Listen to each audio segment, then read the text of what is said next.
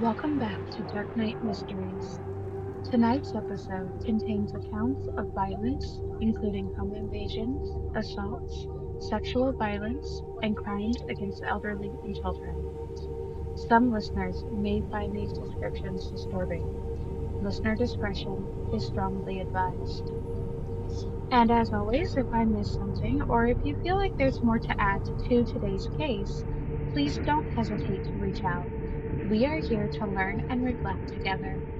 Now, grab a cup of whatever makes you happy, maybe a snack, while I pour myself some coffee, and let's get into today's episode, The Night Stalker's Reign of Terror. By the time that Richard Ramirez had fully immersed himself in his killing spree, Los Angeles, and the entire state, was paralyzed by fear. No one was safe. Ramirez's methodical approach to his attacks was matched only by the wild unpredictability of his violence. At night, he stalked the streets, slipping into homes, leaving behind chaos, terrors, and bodies. It was the summer of 1984 when Ramirez had began his reign on terror across Southern California. His first known murder struck a quiet town, but it was only the beginning. His victims had varied in age, race, and gender. His brutality wasn't selective, it was opportunistic. No pattern, no preference, just a relentless hunger for a destruction that made everybody a potential victim. There was this dissimilarity. He went after old people, he went after young people, he went after men, he went after women. How was he selecting victims? How was he selecting homes? There was no pattern. The monster was among us and hunting us. And anyone could be a victim. Ramirez had slipped into homes in the dead of night, through unlocked windows or doors. For the victims, most of them asleep, their peaceful lives had shattered in an instant. His crimes weren't simply about murder. They were about domination, terror. He had rejoiced in the fear that he sowed. Assault, mutilation, ritualistic cruelty. Richard Ramirez wasn't just a killer. He was a nightmare made flesh. The night became his domain. In those dark hours, he had become something more than a man, a phantom. For families who had survived him, the scars were both psychological and physical. Some were left paralyzed, others bore bullet wounds for the rest of their lives. For those who didn't survive, grief had become an integral part of their homes and in their families. But it was fear, bone-deep dread, that blanketed the entire city. Ramirez didn't just kill, he had collected. A shoe print stamped in blood, a pentagram scrawled on the wall, trinkets and cash stolen from the dead, and one trophy investigators would never forget. A woman's eyeballs, torn from her skull and placed carefully in a jewelry box, a final mockery of innocence. It's a pretty brutal murder. You can see where he stepped on a 5-gallon plastic can. He got in the house through an open restroom window. The place was ransacked. There was a $40,000 theft that occurred there in jewelry and things. The male is executed as he's sleeping on the couch. A gunshot wound to the temple. A .22 was used. And the woman is found in bed. She has several stab wounds just above the vagina.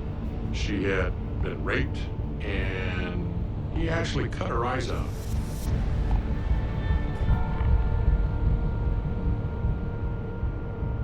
Why? Why did he do that? Was it because she stared at him or got a hard look at him? So he took the eyes with him, and then he's gone. The biggest thing in that case was a shoe print left at the point of entry and in the flower beds around the house. That was a full-size 11 to 12 shoe.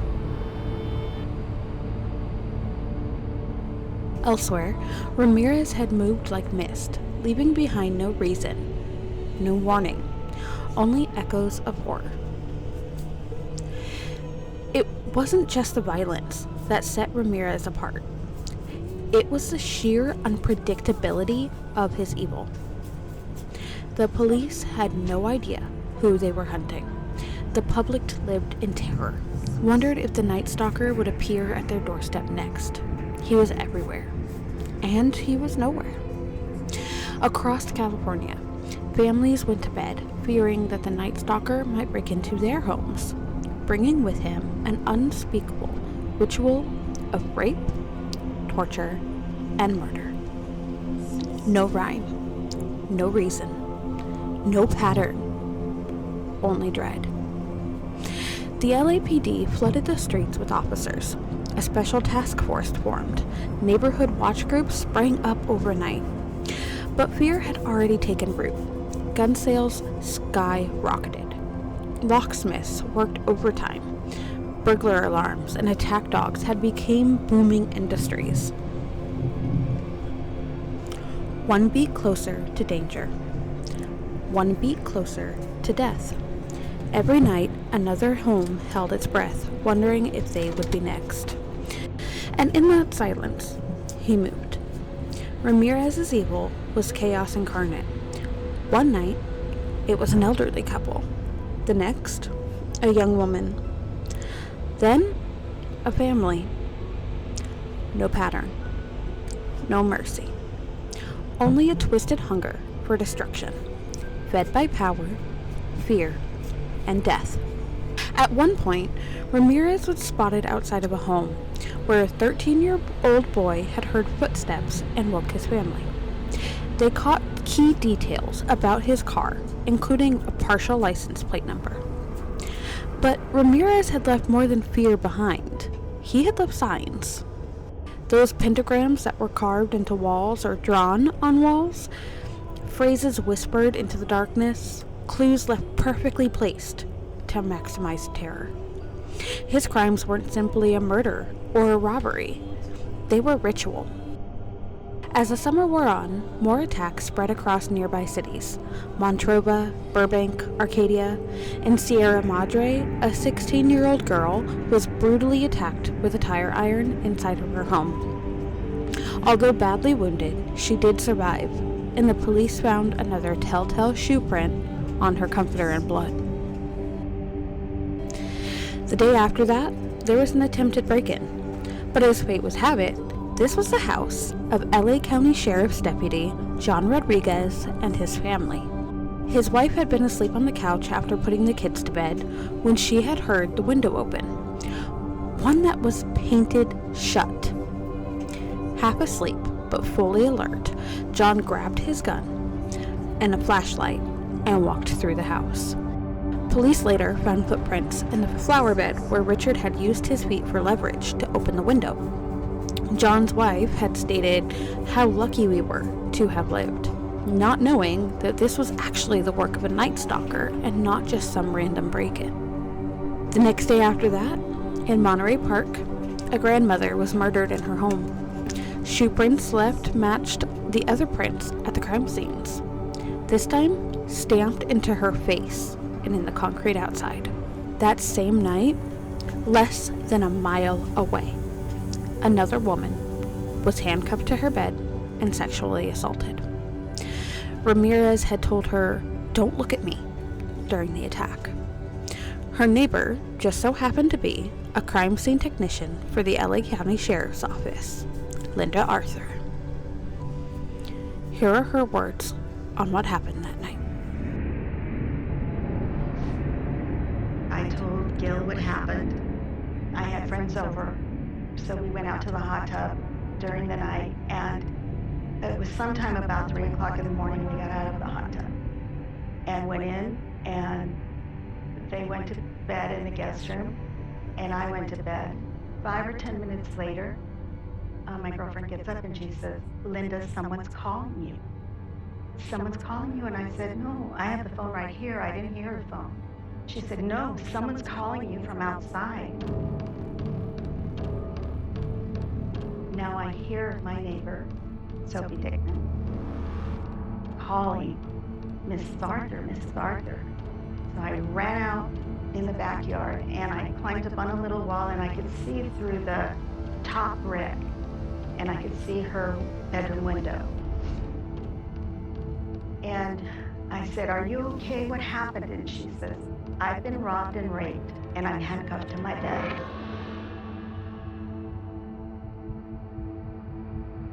The suspect had lifted out the cat door, pulled it right on out, and gained entry into the residence. And had sexually assaulted her. And she pulled the bed over to the window so she could call me. In her words, he put a glove in my mouth and a pillow over my head. The attacker said, "Don't look at me." Knowing that I'm just on the other side of this wall and he's committing these crimes was really frightening because he's in the area and anybody could be a victim.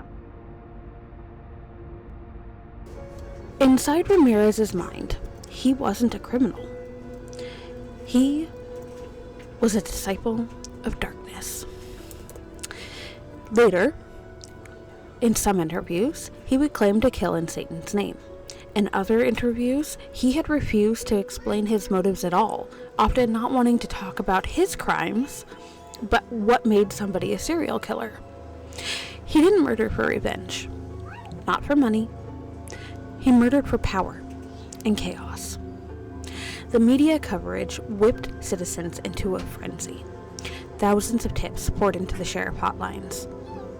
And in the car that the police left abandoned under that relentless California sun, detectives finally found a lead. Once they were finally allowed inside of it, they found a business card for a dentist's office. The dentist had revealed that the subject was using an alias, Richard Ramirez, and had visited a few days before the last killings. X-rays had showed an impacted tooth, giving the police a slim hope that they might catch him returning. But Ramirez had never came back. Meanwhile, Ramirez's violence escalated. More shootings, more assaults, more fear. At the end of July, he struck again. An elderly couple found murdered in Glendale, California.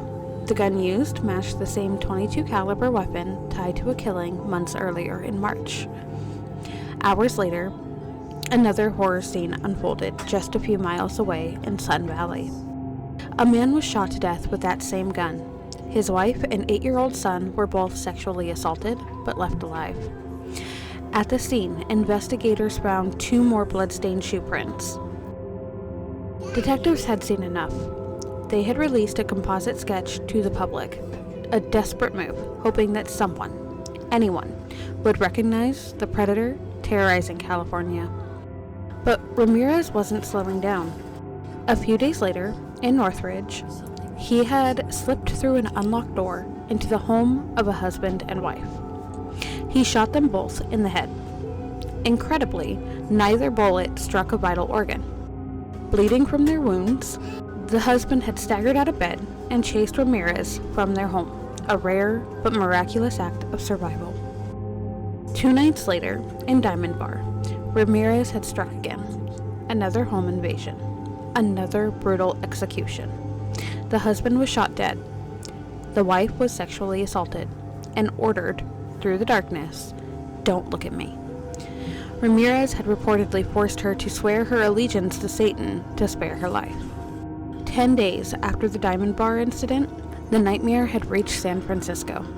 A 66-year-old man was found shot to death. His wife was raped, shot, and left for dead. But she had survived. Carved into the wall beside them, a satanic symbol.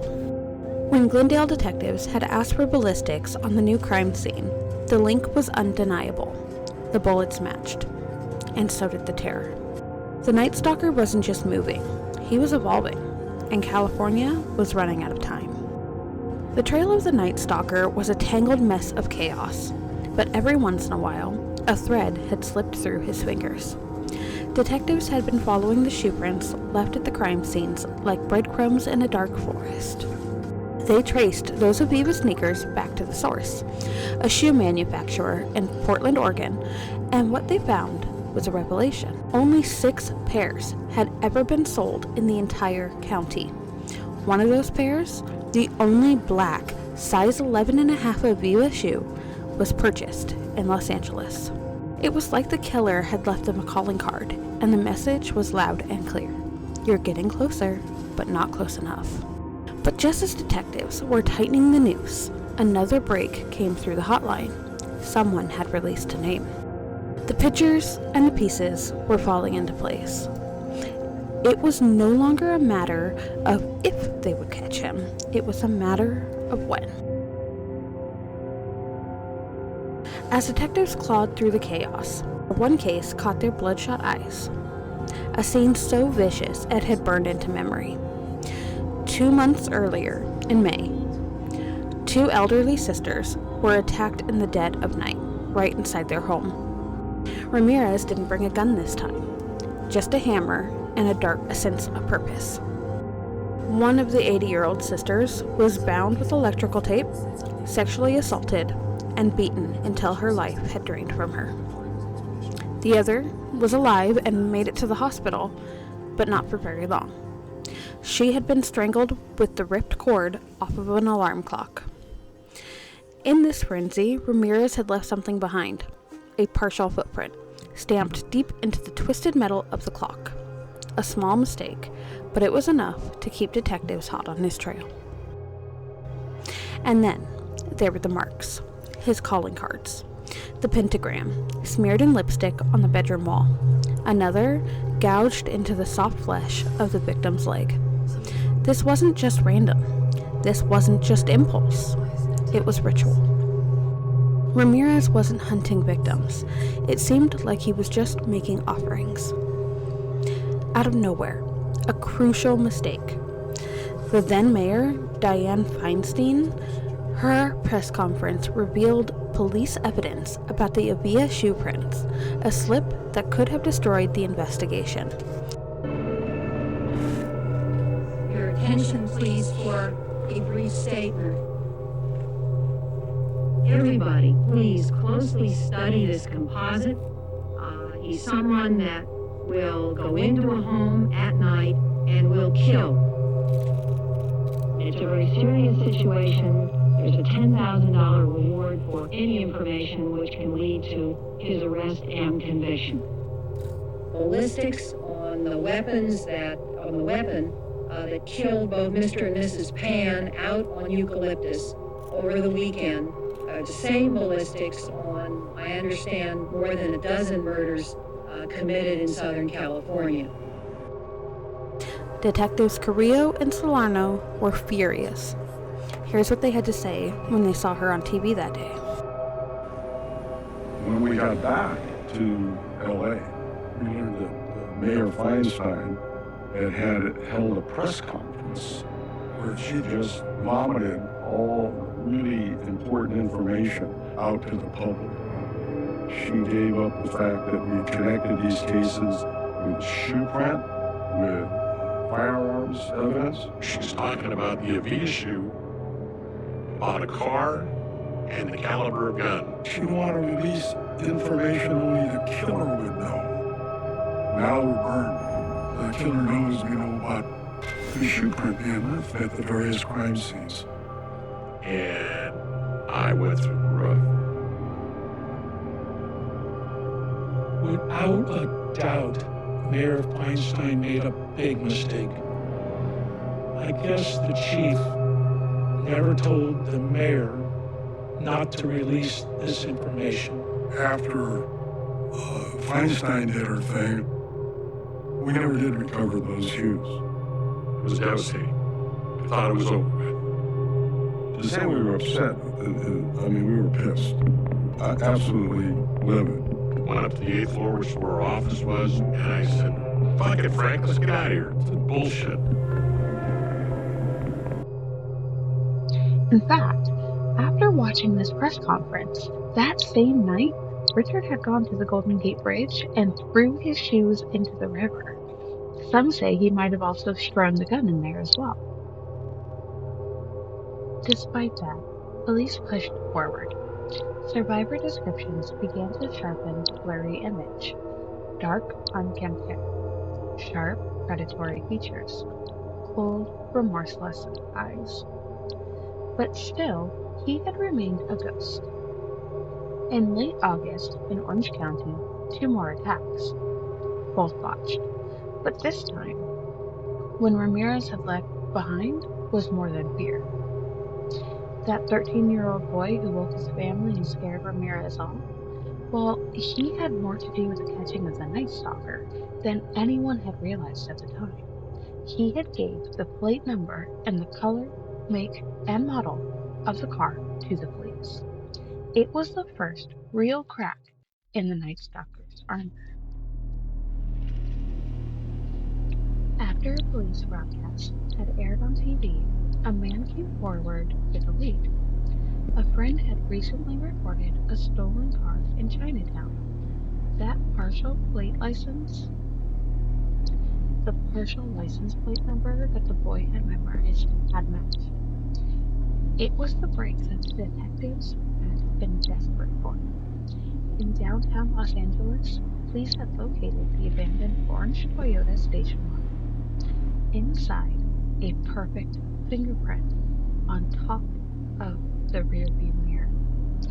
It was still hot out, and Richard thought that if he took off his gloves and wiped down the car after, it wouldn't matter. However, he forgot to wipe down the rearview mirror and left a perfect fingerprint. But there was a problem. Back then, California's fingerprint system wasn't automated, and without a suspect, that print meant nothing. Investigators had chased every lead. One tip had come from a woman whose father believed that he had befriended the Night Stalker. He had told the police about a man from El Paso, Texas, a man who called himself Rick, who had bragged about details of the murder that had never been made public. Manually combing through the criminal files, detectives had finally found a match. The name had tied to the fingerprint Richard Ramirez, a name about to be etched in California's darkest history. At the same time, in San Francisco, police were chasing another lead tied to a, quote, Rick from El Paso. That trail, a stolen bracelet, and a loose-lipped friend led them to Armando Rodriguez, a close associate of Ramirez. Rodriguez did not hesitate. He had told investigators exactly what they wanted to hear. The Night Stalker's name was Richard Ramirez. Police had finally had their man. But there were 8 Richard Ramirez's with fingerprints in the police files. Luckily, there was only one perfect match. Ramirez had a prior arrest for a grand theft auto and petty theft. So investigators grabbed his 1984 booking photo and rushed it to the informant in San Francisco. Without hesitation again, he pointed at the picture and said, Richard Ramirez. He is the Night Stalker. Now a lot has been thrown at you, so before we move forward, I'm going to pause. I want to take stock of the timeline and the trail of horror that's been left behind. In February of 1984, there was a 6-year-old girl. April of 1984, a 9-year-old girl. June 1984, a 79-year-old woman. In between June and February, a series of child abductions thought to have been made by Ramirez, but never ever connected. Officially. February 1985. 2 sisters, 58 and 71. March of 1985. A 22-year-old, a 34-year-old, 30-year-old, and a couple who were 64 and 44. May of 1985. Another couple, 66 years old. Two sisters, 84 and 81. A mother and her son, 42 and 11 years old. Another pair of sisters, 83 and 80. A woman, 41 years old. And finally, another couple, 66 and 63. In June of 1985, there was a couple, 29 and 25. A woman, 32. Another woman, age unknown. In July of 1985, a 75-year-old widow, a 16-year-old girl, a 63-year-old woman, another couple, both 66, a 61-year-old grandmother, a couple, 32 and 29, another couple, 32, a female, age unknown, and a woman, 63. August of 1985, a young couple, 38 and 27, an entire family, 25, 28, their 3-year-old child, and an infant that was only 8 weeks old. Another couple, 66-year-old, a 53,